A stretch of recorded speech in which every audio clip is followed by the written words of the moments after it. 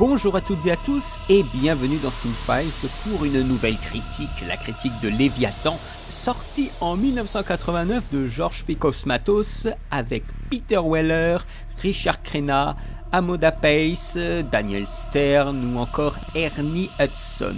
C'est un film qui a coûté entre 20 et 25 millions selon les sources. Il en a rapporté entre 43 et 46 millions. J'ai pas eu des chiffres très précis. Il dure 1h40 à peu près. Et qu'est-ce qui se passe pendant 1h40 ? Eh bien, c'est un complexe minier dans les fonds marins. Une petite équipe vit ses derniers jours jusqu'à faire la découverte d'un mystérieux bateau russe qui contiendrait un virus, une sorte de substance mutante, et malheureusement ce petit équipage va en faire les frais et il va s'en suivre une sorte de cache-cache au sein du complexe minier avec une créature évidemment.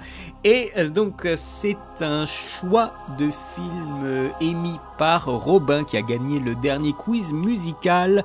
Je vous invite à bien sûr nous rejoindre pour le prochain quiz qui devrait avoir lieu à la fin du mois, le samedi 24 mai si je ne change pas la date. C'est un film que j'avais vu il y a très longtemps, que j'ai revu et finalement j'ai pas pris tant de notes que ça. Ce sera un retour assez rapide.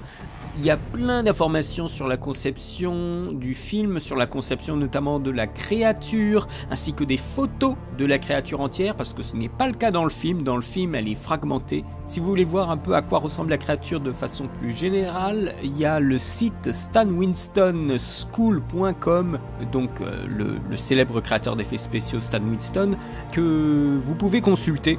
Le site est à jour et le site a, si vous tapez Léviathan Stan Winston School, je pense que vous trouverez les articles en question. Il y a plein de photos, c'est bien documenté. Il y a quelques interventions, évidemment des gens qui ont créé la créature à l'époque.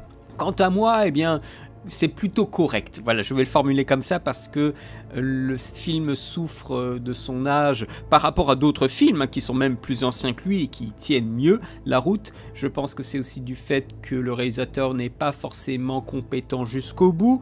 Il semblerait que les films qu'on lui doit sont à moitié tournés par lui. J'ai eu des rumeurs vis-à-vis de Tombstone. Certains disaient qu'il n'était pas là pour faire la réal et donc c'est Kurt Russell qui l'a fait, et d'autres qui disaient que c'était faux. C'est un peu compliqué de savoir ce qui est vrai et ce qui ne l'est pas. Si les rumeurs de ce style-là affluent, c'est qu'il y a quand même eu des problèmes. Et ce film Léviathan n'est pas justement sans problème, et je trouve que ça se ressent. Je pense que le premier des problèmes, c'est le cœur du film. C'est l'idée de faire un film qui s'inspire d'eux, une sorte de lignée de descendance pour surfer sur des succès, que ce soit Alien ou The Thing. Il y a une ambiance de ce style-là vis-à-vis des mutations, vis-à-vis du décor, vis-à-vis d'une petite équipe, donc peu d'acteurs, concentrés, isolés. Il y a quelque chose, il y a des schémas qui se répètent. Et donc quand on est dans la répétition d'un schéma et pas à l'avant du bateau, qu'on n'est pas le leader de ce schéma, eh bien on subit aussi les événements, on subit les ressorts scénaristiques, la façon de filmer, la façon de faire des décors, et par conséquent ça le rend pas très original. Il n'y a que les petites variantes qu'on se plaît à observer dans ce type de film. Il est dans une lignée. Je pense que comparé à d'autres films, il s'en sort assez bien. J'ai pu lire des commentaires américains qui parlaient de Deep Star Six, que je n'ai pas vu. J'ai vu la bande-annonce, j'ai trouvé ça immonde, j'ai pas eu envie de le voir pour faire cette critique. Mais il y a pas mal de films dans cette catégorie. La plupart sont oubliables, que ce soit récemment The Meg. The Meg commence, si je me souviens bien, dans une station sous-marine, il me semble, vaguement. Mais par rapport à l'époque, que ce soit Peur Bleue, Sphère, qui était pas très bon, ou même récemment en 2020 il y a eu Underwater. De mémoire le film n'était pas très bon, le début était bien mais après on voyait rien, c'était un peu infernal. Eh bien nous sommes dans cette lignée de films, voilà, c'est pas Abyss quoi, Abyss qui était sorti la même année que Léviathan et que justement Deep Star Six, c'est Abyss qui s'en est le mieux sorti, qui a le moins vieilli et qui a plus de résonance. Léviathan est poliment convenable, va-t-on dire. Au final, on est un peu dans la même logique que Terminator et tous les trucs de robots et de cyborgs qu'on a eu après. Je vous avais fait un topo sur Nemesis. Hein, on est sur voilà, les trucs, vous savez, les Universal Soldier et tout ça, c'est des dérivés lointains, c'est des cousins machins de Terminator, tout ça. C'est compliqué après de faire exister la variante par rapport à l'origine. Dans le cas de Léviathan, pour moi je trouve que ça a du mal à exister. Alors on a les scénaristes, qui sont pourtant de bons scénaristes, en tout cas au vu des quelques scénarios qu'ils ont fait, ils sont deux. Il y a David White Peoples qui a fait le scénario d'Impitoyable ou de Blade Runner, rien que ça, et Jeb Stuart qui a fait le scénario de Piège de cristal et Le Fugitif, rien que ça. Et pourtant, les combinaisons de variantes ne sont pas suffisantes pour faire oublier les constantes quant à l'influence. Alors les mecs ils sont isolés du monde, on est dans l'eau dès le début et on descend et on ne verra que la surface que tout à la fin. Ça c'est un parti pris qui est bien. Là c'est une variante qui est agréable. Dès les 15 premières minutes tout est placé dans le contexte du complexe minier, des personnages. Là il y a un petit incident au départ, ce qui met un peu en valeur l'incapacité de notre héros joué par Peter Weller. À partir de là, on va faire avancer le récit. La première heure est plutôt pas mal, mais après ça s'accélère, ça s'emballe et ça va un peu vite. Je considère qu'on est toujours dans l'optique d'imiter Alien quand les mecs trouvent le bateau. Alors ils trouvent pas un alien dans le bateau, hein. Même si on a une espèce de simili-facehugger, un truc affreux, un peu plus tôt dans le récit. Voilà, on est plutôt dans un contexte de guerre froide, hein. Les Russes sont responsables de l'événement, sachez-le. Tout ça est un petit peu cliché, avec les problèmes d'oxygène, de pression. Le mec, il a des problèmes dans sa combinaison, et donc il y a un voyant tête de mort, comme ça, qui s'affiche en rouge. Qui met des voyants tête de mort dans la construction d'une combinaison? Vous voyez des choses comme ça, on se dit ok, bon, très bien, très bien. On a des grands classiques, regardez l'ADN, déstructurer d'autres trucs d'ADN dans l'ordinateur. Voilà, on ne sait pas trop ce qu'on voit, et je suppose que des spécialistes s'arracheraient les cheveux, mais ça le fait. Voilà, et à côté, on a des trucs qui sont là, on ne sait pas pourquoi, c'est pour faire joli, ou c'est pour faire, il y a du suspense, il y a de l'action, mais la logique de pourquoi les choses se font est illogique.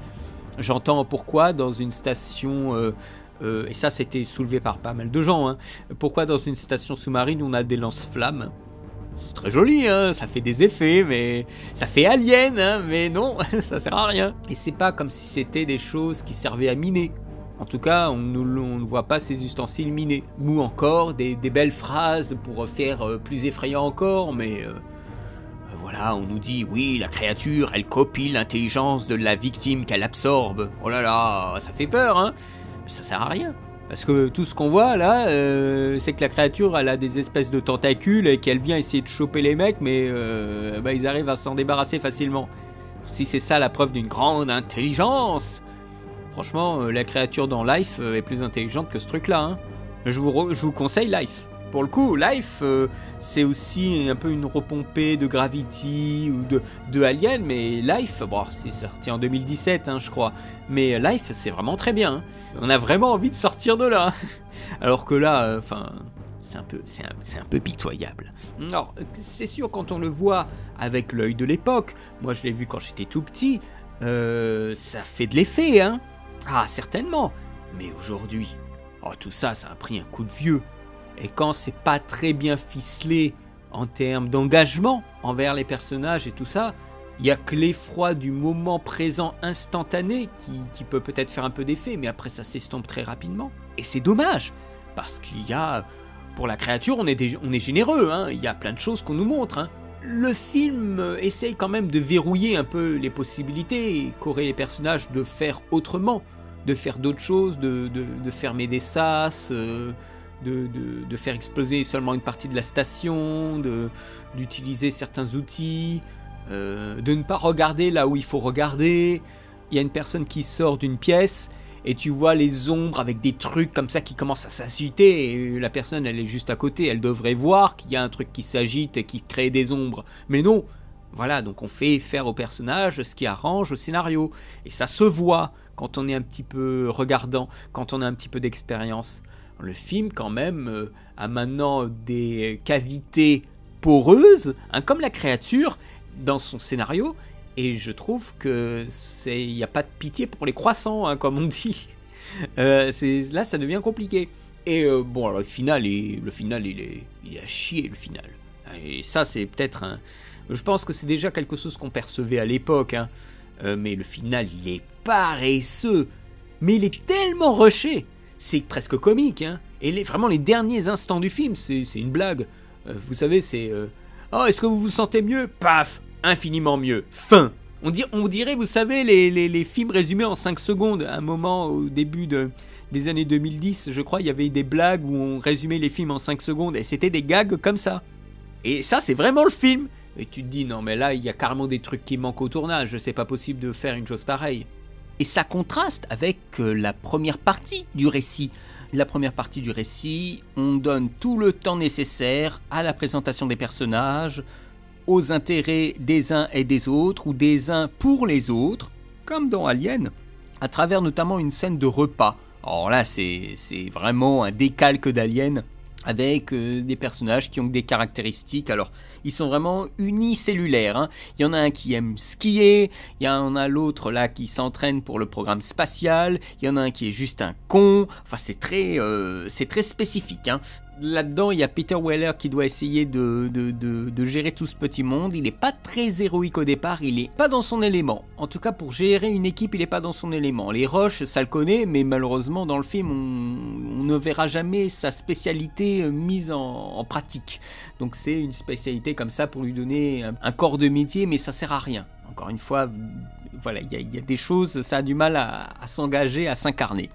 On a aussi Meg Foster qui joue la femme de la compagnie là, qui casse les couilles sans arrêt au pauvre Weller. Elle est glaciale, elle a un regard comme ça très mystérieux et en même temps on a l'impression que c'est des espèces de choses comme ça qui ont été créées pour donner du volume. Vous savez, comme dans les années 80 on présentait beaucoup de compagnies un peu bidons qui avaient les dents longues évidemment. Là c'est la même chose avec elle qui représente cette compagnie qui essaye de faire en sorte que tout se passe bien, qu'il n'y ait pas de vagues, voilà. Et je sais pas pourquoi, ils savaient pas trop comment la mettre en valeur davantage. Tout d'un coup, on a un plan sur elle dans la conversation. Généralement, on a des plans sur elle à travers une télévision, voilà, on reste dans la station et on a un téléviseur avec elle qui répond au personnage de Weller. Et à Beck, je crois, dans le film. Et tout d'un coup, tu sais pas pourquoi, on est dans la pièce avec cette personne, avec Martine, je crois qu'elle s'appelle Martine dans le film, et on brise l'immersion dans la station avec ce plan. Et on se demande pourquoi à ce moment-là, on devrait mettre l'emphase sur la prise de décision de sa part de ne rien faire pour ces gens-là. C'est incohérent. Voilà, on voulait faire un joli plan d'elle, donc on l'a mis comme ça, et ça casse toute la logique du film qui est on n'est que dans la station, on n'est que dans l'océan. C'est là où on voit que le mec ne savait pas quoi faire. Ce sont des absences de choix. L'idée de commencer le film directement dans l'eau, c'est une bonne chose. Mais ce genre de petites choses comme ça qui sont des à côté, qui sont des excroissances, ça désolidifie les choix forts de setup ou de mise en scène. Et en cela, le film perd en personnalité avec ces petits choix qui sont pas très bien agencés. Déjà qu'il y a des défauts d'écriture dans la deuxième partie, mais il y a aussi par conséquent des effets de réalisation ou des choix de réalisation qui ne sont pas bons. Et en cela, pour moi, oui, il manque d'une personnalité à lui. Alors, les décors sont très bien faits, ça je lui laisse totalement. Ce sont des décors qui ont été faits à Cinecittà, puisque le tournage a eu lieu en Italie.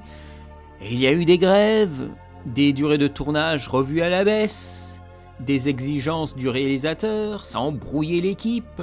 Les acteurs ont été très éprouvés, notamment quand ils portaient ces espèces de grandes combinaisons de plongée, ils étouffaient dedans. Mais c'est pas qu'ils étouffaient dedans parce qu'il y avait la pression de l'eau, tout ça. Hein, c'est juste que les combinaisons, elles étaient infernales, quoi. Elles n'étaient pas du tout prévues. Vous savez, c'est comme ces espèces de grandes combinaisons là que portait Weller pour Robocop, sauf que lui, il en redemandait. Le pire, c'est qu'il en redemandait celui-là. Parce que les scènes en plongée, eh bien, figurez-vous que il n'y avait pas d'eau. C'était c'était du bidon.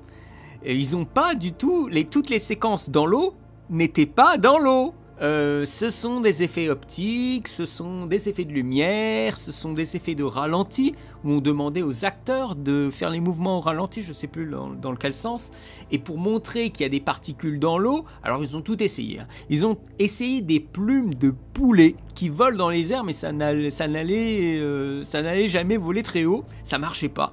Alors si j'ai bien compris, c'est un peu compliqué, mais ils ont utilisé un alcool pour faire fondre ou pour faire s'effriter des chandelles pour laisser des petites particules dans les airs et ça semblait plutôt bien marcher. Alors c'est une traduction, je suis pas du tout certain que c'est la bonne traduction, mais il parlait de candela ou un nom comme ça et je crois que c'est des chandelles ça. Ils ont essayé plein de trucs, l'effet, alors moi je découvre ça, je remercie Robin de m'avoir proposé Léviathan parce que ça me permet de lire une chose pareille. Pour moi c'était 100% qu'ils étaient dans l'eau et au final non. Bien sûr, quand on regarde le film en haute définition et qu'on regarde un peu plus précisément, il y a peut-être des choses, on voit pas de bulles, vous voyez, des choses comme ça. Sur le coup, l'effet, l'illusion, elle est totale, c'est très réussi. Hein. Écoutez, c'est censé être un film d'épouvante avec une créature, enfin un film d'épouvante, on se comprend, ou un film de science-fiction dans lequel il y a de l'épouvante. Et qu'est-ce qui crée l'effroi dans ces moments-là, parce que c'est pas vraiment la créature, elle ressemble à rien, on dirait un vieux truc en plastique, enfin c'est tout nul. C'est plus les moments de transformation, qui sont vraiment des moments à la The Thing, mais littéralement, il s'en cache même pas. Hein. Stan Winston a tout à fait eu l'expérience de The Thing pour refaire des moments pareils. Il y a quelques plans qui créent vraiment de l'effroi, dont un plan qui a toujours été étrange pour moi. Je vais pas vous mettre le screenshot, c'est pas que ça spoil, mais voilà, je veux pas me faire flinguer pour droit d'auteur parce que j'ai mis une image. Vous savez, hein, comme ils sont YouTube, c'est un moment très précis, c'est un plan très précis. Il y a Sixpack, donc Stern qui revient du bateau russe avec une espèce de coffre-fort. Et il pense trouver de l'or dedans, bien sûr qu'il est débile, hein, évidemment. Ils ouvrent le coffre et il y a des mallettes avec des papiers, bien sûr des trucs de laboratoire et tout ça, il y a des journaux de bord, il y a une cassette, il y a un peu des trucs, il y a de l'alcool. Ah bah les mecs ils disent ouais mais il y a de l'alcool, on va le boire et tout ça, en plus c'est de l'alcool russe, ça défouraille bien et tout ça. Et il y a Beck qui dit non, pas d'alcool. Alors il prend la bouteille et Sixpack il se rend compte qu'il y a une petite fiole, il y a une flasque de vodka. Donc il prend vite la flasque comme ça, personne ne fait attention. Quand il est chez lui, là, sur son petit lit, il y a Bowman qui vient le voir. Et elle aussi, elle a envie de boire un petit peu d'alcool. Sixpack qui prend la flasque de vodka et qui commence à verser dans le verre de Bowman. Et c'est à ce moment, quand il verse le contenu de la flasque de vodka dans le verre, qu'il y a un moment terrifiant. La flasque, donc vous savez, c'est un truc un peu rectangulaire, assez aplati, un conteneur assez aplati, rectangulaire et un petit peu argenté. C'est de l'argent, reflète ce qu'il y a en face de lui. Et la façon dont ils ont fait refléter le visage de Bowman, un visage rouge hein, de Bowman sur la flasque, on dirait que c'est le contenu intérieur de la flasque qui est en train d'être vidé dans le verre de Bowman. Et on a l'impression qu'il y a une mixture écœurante qui est dans la flasque et qui est en train d'être versée. Et je suis sûr qu'ils ont fait exprès parce que quand vous voyez le plan, la flasque, elle prend quasiment tout le cadre. C'est obligé qu'ils aient pensé à ça. J'ai toujours perçu ce plan comme étant vraiment le liquide, que c'était transparent, qu'on voyait le liquide à l'intérieur. Et c'est dégueu quand on voit ça. Et c'est littéralement ce qu'on appelle en anglais du foreshadowing, du présage, de la préfiguration. On fait préfigurer un événement tragique avant qu'il n'arrive. Et ceci que pour le spectateur. Le spectateur a cette information très étrange. En plus, il y a un son, je crois que c'est un peu une musique angoissante quand il verse. Donc c'est à dessein. Et là, je me dis, oh, là, il y a une vraie idée de réalisation. Là, c'est un plan très très fort. Alors j'insiste particulièrement sur ce plan-là. Mais ça, c'est vraiment un plan de qualité. Ça, c'est vraiment un truc, voilà. Ce type de plan, c'est un plan qui doit être dans ce type de film. Vraiment. Alors, je vous parlais d'impression à la The Thing, il y a des trucs vraiment dégueulasses. Visqueux, t'as pas envie de les toucher, t'as envie juste de te barrer. Notamment les transformations de peau. Alors ça, c'est dégueulasse. Quand il y a quelqu'un qui rentre dans le laboratoire, dans l'espèce d'aide de truc médical, et qui voit le bras de Six-Pack qui est complètement ouvert, il y a des trucs qui bougent dedans. Oh putain, il faut pas sortir. Et là, encore ça, c'est rien.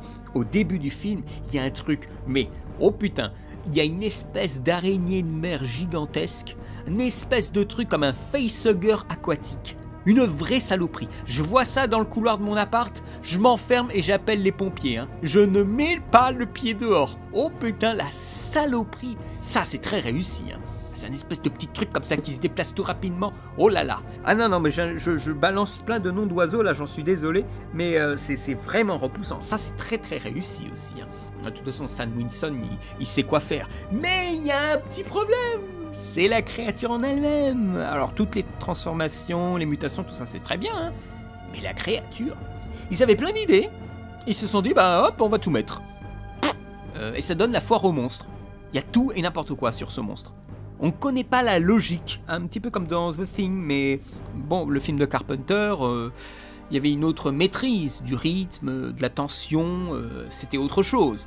Hein, là, on est sur une catastrophe biologique. Et je pense que dans un sens, ils le savaient, et c'est pour ça qu'on n'a jamais vu la créature en entier dans le film. Et pour le combat, ils ont fait le pire des choix. En tout cas, le pire des choix aujourd'hui. Peut-être qu'à l'époque, ils n'avaient pas trop le choix, ça pouvait passer, mais aujourd'hui, on montre beaucoup de choses. Et donc là, on montre quasiment rien. On a des fragments, des morceaux, on a des bouts de tentacules, des bouts de griffes, des bouts de visage.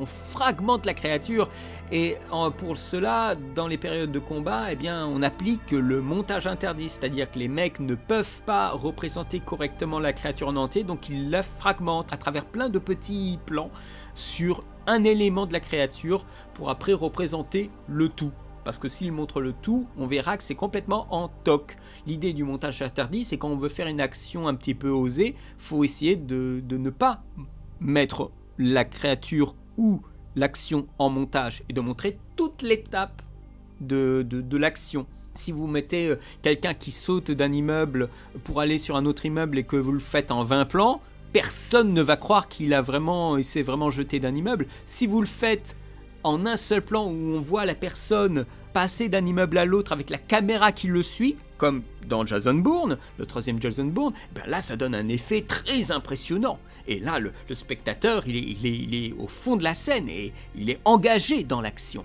Parce que vous avez refusé le montage, vous avez interdit le montage. Si ici, on voyait tout d'un coup la créature en un plan balayée avec un énorme bras plein de griffes et casser des tuyaux en même temps, là ça serait très impressionnant. Mais là tout est fragmenté, c'est presque ridicule. Ça fait vieillir le film, ça c'est vraiment série B. Vous savez les trucs là, direct ou VHS de l'époque. La créature en elle-même, elle a mal vieilli de dingue. Oh c'est terrible hein. Et pourtant, j'ai lu que Stan Winston a pu filmer la créature. Il était le réalisateur des séquences d'action, donc il savait que voilà, en filmant comme ça pouvait passer. Les plans sont plutôt jolis, il y a de très beaux décors et donc une très belle lumière d'intérieur. Ça, je lui laisse complètement. Il faut montrer un petit peu la puissance de la créature. Et c'est pas avec des espèces de petites tentacules toutes nulles là que ça va marcher. Ah non, mais là, il y a de vrais soucis, hein. Je veux dire, on perçoit qu'elle a plein de jambes, mais on la voit jamais se déplacer. Ah bah ça c'est un problème. Enfin, entre autres. Et bon, je vous raconte même pas la fin. Alors quand elle est dans l'ombre, ça peut, donner l'illusion. Quand elle est en pleine journée là sur l'eau, pour la dernière scène, alors là c'est bon. Ils sont obligés de passer par un montage serré de petits plans un peu partout parce que la créature, c'est n'importe quoi. Là on n'y croit plus. On n'y croit plus. Et pourtant, il y a des choses qui font qu'on est censé être engagé, qu'on croit à l'histoire, au suspense, c'est la musique. Je termine sur le point de la musique, Jerry Goldsmith à la musique, très très bien. Hein. Moi je me rappelle, c'était les crédits de fin, je me rappelle d'un truc, c'est un moment, un après-midi, j'étais descendu, c'était il y a très très très longtemps, il y a au moins 20 ans, au moins. J'étais descendu et je voyais mon frère avec plein de cassettes vidéo. Et je me demandais ce qu'il faisait. Et ce qu'il faisait, c'est qu'il avait trouvé le moyen d'enregistrer toutes les musiques de films des cassettes donc des VHS, sur des petites cassettes. Vous savez, les cassettes qu'on met dans les baladeurs de l'époque. Donc des cassettes audio. Et donc il prenait les génériques de fin de film, vous savez, Retour vers le futur, Terminator, des choses comme ça. Et il se mettait à la fin des cassettes vidéo, donc ça prenait du temps. Et quand on arrivait vers la fin de la cassette, eh bien il faisait lecture et on avait les génériques de fin. Donc moi j'ai connu le générique de fin par exemple de Terminator avant même de regarder Terminator. Parce qu'il y avait le crédit de fin. Et à un moment, il arrive sur Léviathan. Alors moi je vois quelques images de Léviathan, c'est tout de suite un peu choquant, mais et j'entends cette musique qui est, moi je trouve, c'est une très très très beau thème de Jerry Goldsmith, c'est très réussi, ça évoque vraiment l'aventure, une aventure d'ailleurs qui est très joyeuse, vive, scintillante, alors que le film est plutôt noir et sinistre, hein. Mais là c'est aussi la puissance de Jerry Goldsmith qui donne plus de valeur presque au film avec sa musique. Et pour exemple, vous avez le thème de début où on a des sons de baleine pour la musique de générique. Au fur et à mesure qu'on descend, on entend de plus en plus le son de baleine, c'est presque comme un sonar, et on descend pour arriver jusqu'à la station et jusqu'aux travailleurs qui sont en train de miner. Je vous encourage à écouter le thème principal de Léviathan, c'est vraiment très beau. Et je remercie finalement aussi mon frère d'avoir fait ces petites compiles de musique parce que je les ai aussi bien sûr écoutées après quand j'ai hérité du matériel audio. Au final, qu'est-ce que je lui mettrais comme note à celui-là ? Je lui mettrais un 12 sur 20. Le temps lui a pas fait de cadeau à celui-là. The Abyss a bien mieux vieilli que ce film. Mais bon, vous savez, je l'ai vu à la période où j'étais pas trop épais exigeant, où je découvrais le cinéma, où il y a les premières frayeurs, j'ai du mal peut-être à prendre un peu de recul avec le film. Mais on peut toujours comparer à Abyss et dire que c'est nul, hein, ça c'est sûr, mais ce serait trop facile. Le film en lui-même fonctionne, mais il est très balisé, voilà tout. J'ai un souvenir maintenant un peu moins impressionnant du film, mais ça reste une production tout à fait honorable pour son époque, mais pour la musique, c'est à écouter, et il y a quelques idées qui valent le coup. J'ai terminé cette critique, je remercie Robin de m'avoir proposé ce film. Il m'avait proposé 2 films, mais quand j'ai vu le premier, je me suis dit, aucune chance que je fasse celui-là, c'est pire que la mort, c'est complètement nul. Et voilà, se parler de nanar et se moquer des films, c'est pas trop mon rayon, je n'aime pas trop passer du temps pour faire ça, autant le faire comme ça, vous savez, au détour d'une conversation dans un vocal, oui, ça peut être amusant, j'ai pas envie de prendre du temps pour réfléchir un petit peu et écrire et me renseigner pour un film pareil. C'était Split Seconds, Killer Instinct, avec Rutger Hauer. Alors ça, c'était vraiment nul. Oh là là, c'était nul. C'était presque du même niveau que Nemesis. Voilà, j'espère que cette vidéo vous aura plu. Je vous remercie de l'avoir vue, de vous être abonné, de me suivre, de me soutenir. Merci beaucoup. Et quant à moi, eh bien, je vous donne rendez-vous bientôt pour une nouvelle vidéo, un nouvel essai de cinéma qui vaut son pesant de cacahuètes. Donc je vous donne rendez-vous très bientôt. D'ici là, portez-vous bien, bonne journée et bonne semaine à vous. À bientôt. Salut!